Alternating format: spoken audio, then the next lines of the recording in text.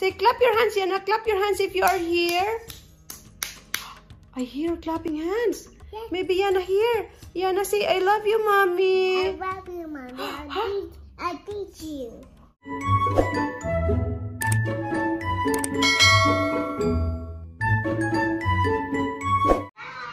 Hey guys, good morning. As you can see, medyo madilaw ang ating umaga ngayon. Kami ay lalabas. Pupunta kami sa labas. Naghihintay na si Daddy sa labas. Yeah, pupunta muna kami sa remittance. Magpapadala muna kami ng pera. And then, hindi ko pa alam kung anong ulam namin. So, we will see guys later. Si Daddy kasi galing sa travel. Galing siya sa malayong lugar. Char. And then, nag-travel siya. So, ilang araw din siyang wala. So, ngayon, tingnan natin kung anong ating lunch ngayon. Say good morning to them. Good morning to them. Good morning. Good morning. Happy to say good morning.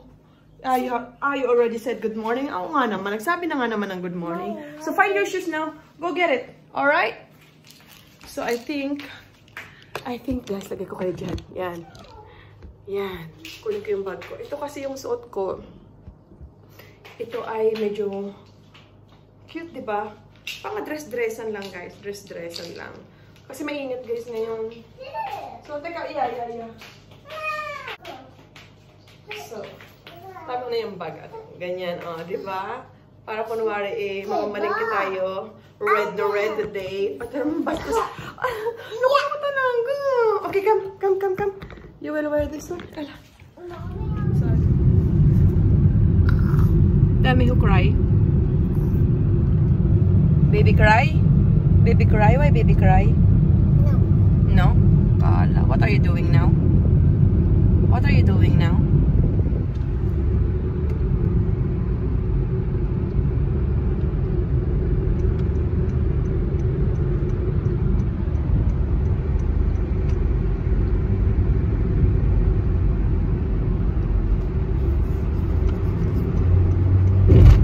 Very dramatic, baby.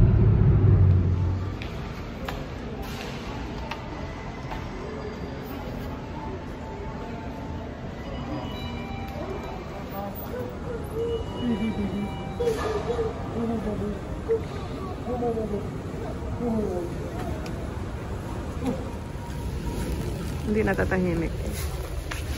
What are you doing, agapula mo?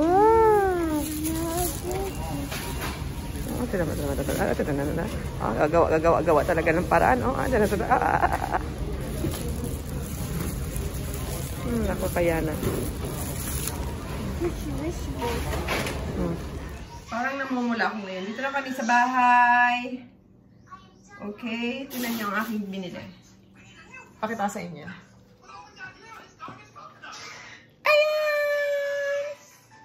Ayan, binili ko. Ito ay crabs. Medyo mura kasi ngayon ang siguro hindi ko alam kung season or something. Bumili ako ng crabs. Tapos tahong. Tahong din, dalawa din na tahong. Iba pa yung crab stick. Tapos halaan. Tapos meron tayong hipon. Yan, mukhang madami-daming seafood yan ngayon. So, sira na naman yung ating pagpapapayat. So, di ba rin at least masarap naman. Kasi kakauwi lang ni Itay. So, magluluto tayo ng something na magugustuhan niya. Tapos, yung iluluto ko kay Yana, yung pasta na lang kay Yana, sa amin yung seafood. Tapos, itong seafood ay lulutuin ko siya sa niyog. Naghahanap ako kanina ng niyog doon sa mall. Wala akong makita. So, ito na lang yung niyog. Dalawahin ko na para medyo mas malasa. Isa ay coconut milk at ang isa ay coconut cream. So, ipaghahalo ko muna siya. Yan ang ihahalo ko ngayon. Para medyo masarap. Tsaka kanin ng mainit na kanin. O, diba? Parang feeling ko hindi kakasya yung aking kaserola. Ito na yung pinakamalaki kong kaserola. Wala na ako ibang kaserola. Nasend ko na sa Pinas eh. Yan. Parang feeling ko siguro isa-isang pack na lang ilalagay ko. Instead na dalawa, isang pack para malagay ko lahat halo-halo. Kasi ayaw kong magdikit-dikit sila, hindi sa maluluto ng mas maayos. So, ilan lang sigurong lulutuin ko para masarap. So, nag-ano ako ng lemongrass para lang ano ko lang ito, optional ko lang ito para maalis yung lansa ng seafood.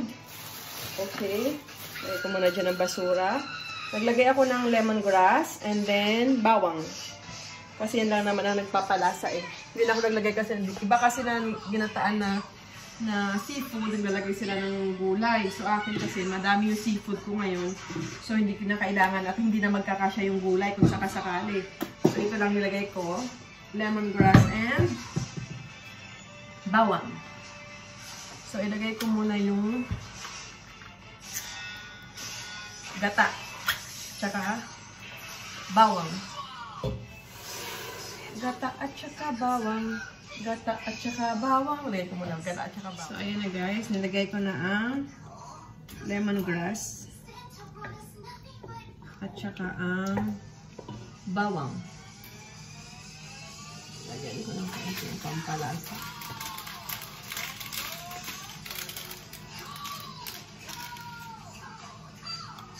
Paminta.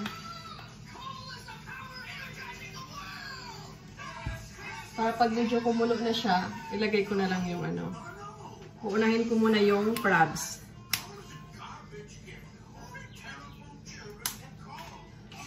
Yun ay sariling version ko lang ito guys ha. Sariling version ko lang ito. Baka mas meron kayong idea para matutunan ko. Just leave the comment below kung paano siya lutuin.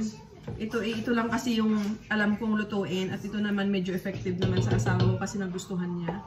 So pag nagluluto kayo ng ganito, huwag nyo titigilan para hindi siya magmuumuo yung gata. So lagi nyo lang siya hahaluin hanggang sa pagkumulo na siya.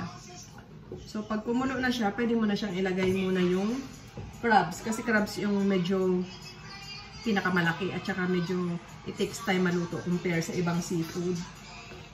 Yan. Crabs muna. Alin ko muna, tapos magsaing muna ako. Para alalay siya, hindi siya agad kumulo. Yan, okay?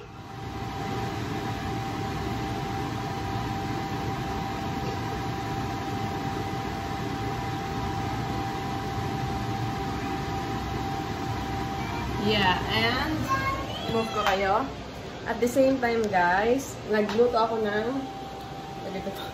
ng kanin. Pero nilagyan ko siya ng itlog.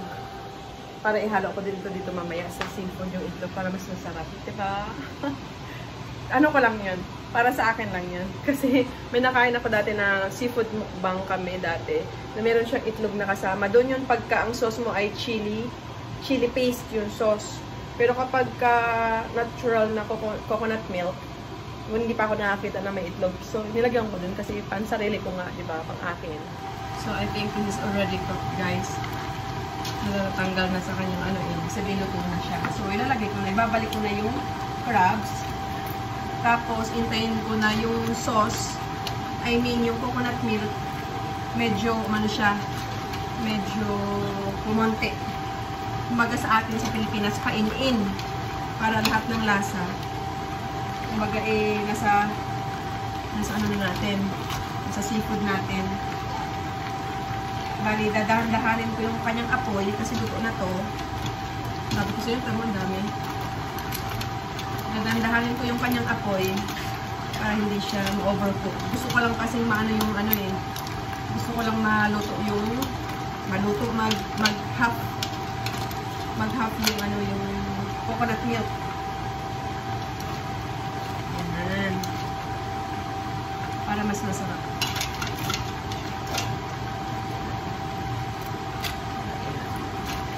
Lagyan natin sa taas yung ibang seafood. Kasi mabilis lang yung maluto. Kasi pag na-overcook yan, yung laman nito, halimbawa ng halaan, maghihiwalay na doon sa shell. So, dapat tama-tama na ang luto nyo yan. Sa taas. Tapos yung crabs, dito sa ilalim. Yan. Ang bango-bango ba? Ang bango. Dahil doon sa yan. Dahil doon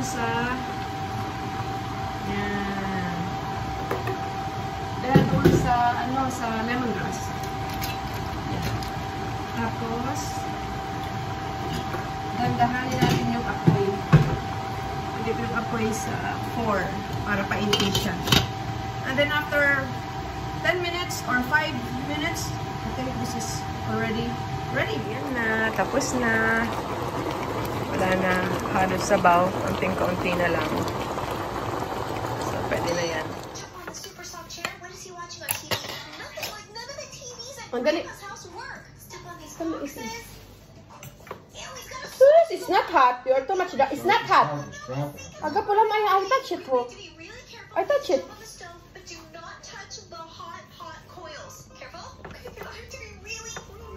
Oh. Wala nang tira. Ay, may tira pa naman isang piraso. My gacha. Oh, galit siya. You want hug? Okay, you want hug. Cinco, cinco, anima. Ta-na-na-na-na-na-na-na-na-na. Na cinco, cinco. Cinco, cinco, cinco, cinco. Ah, gapula mo. Prosegue. Ah, you will fall down. Baba. Oh, na. What?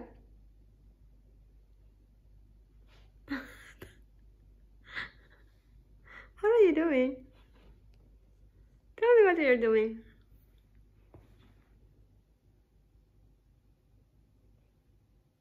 Oink.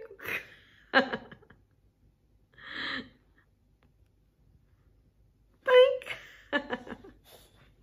You're hiding to me? Nothing.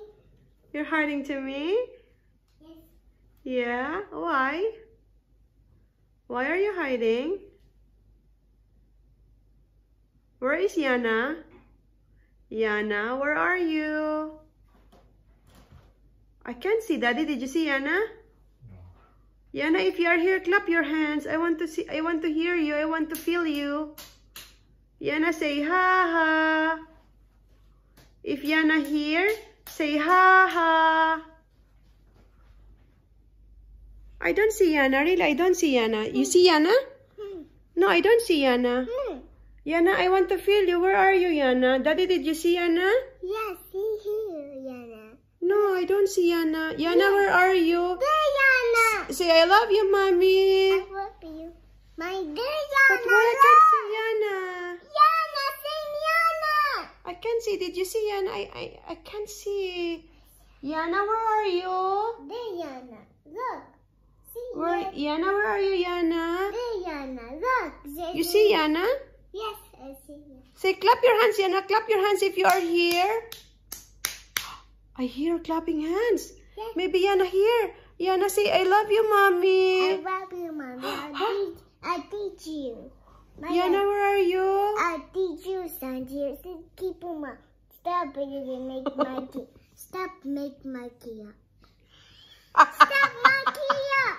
Stop my key up. Stop saying Malaki. Stop my key up. Stop my key up. You make my key up. Dogs.